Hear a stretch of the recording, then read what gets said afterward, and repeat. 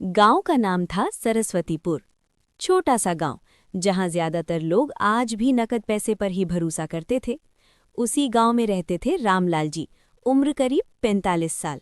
मेहनती किसान थे, लेकिन पैसों के मामले में थोड़े लापरवाह। उन्हें लगता था कि बैंक, पासबुक, एटीएम ये सब शहर वालों के चौंचले हैं। एक दिन गांव में सरकारी बैंक की ओर से जन धन योजना का कैंप लगा।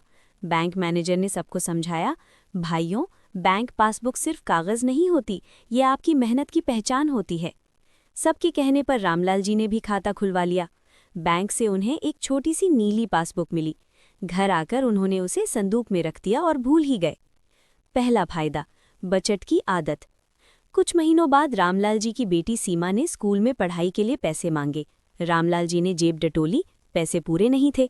तभी उनकी पत्नी बोली, एक बार पासबुक तो देख लो, बैंक में कुछ जमा होगा। बैंक जाकर जब पासबुक अपडेट करवाई तो रामलाल जी चौंक गए। धीरे धीरे जो छोटे छोटे पैसे उन्होंने जमा किए थे, वे मिलकर एक अच्छी रकम बन चुके थे। उसी दिन रामलाल जी को समझ आया कि पासबुक इंसान को बिना बताए बचत सिखा देती है। दूसरा फायदा, सरकारी योजनाओं का लाभ। 1 साल बाद सरकार की ओर से किसान सम्मान निधि आई। गांव में कुछ लोगों को पैसा मिला, कुछ को नहीं। रामलाल जी के खाते में पैसे आ चुके थे। पासबुक में साफ साफ एंट्री थी। जो लोग बोले हमें तो कुछ नहीं मिला, उनके पास ना खाता ठीक था ना पासबुक।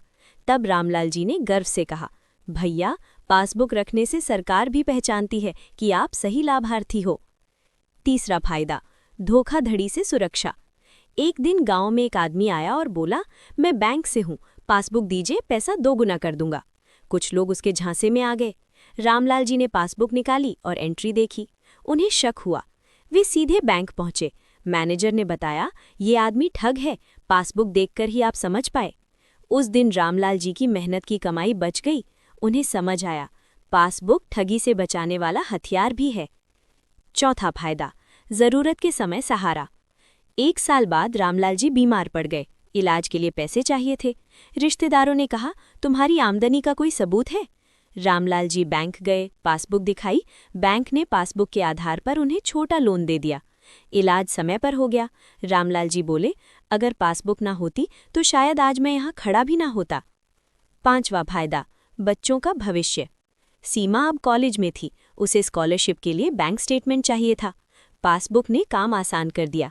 सीमा बोली, बाबूजी, आपकी ये पासबुक मेरी पढ़ाई की सीढ़ी बन गई। रामलाल जी की आंखें भर आईं। कहानी का सीख। अब रामलाल जी रोज पासबुक को संभाल कर रखते थे।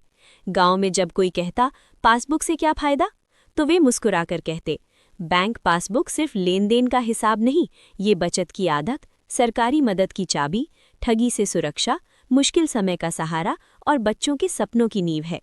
उस दिन के बाद सरस्वतीपुर गांव में हर घर में पासबुक को सम्मान की जगह मिलने लगी।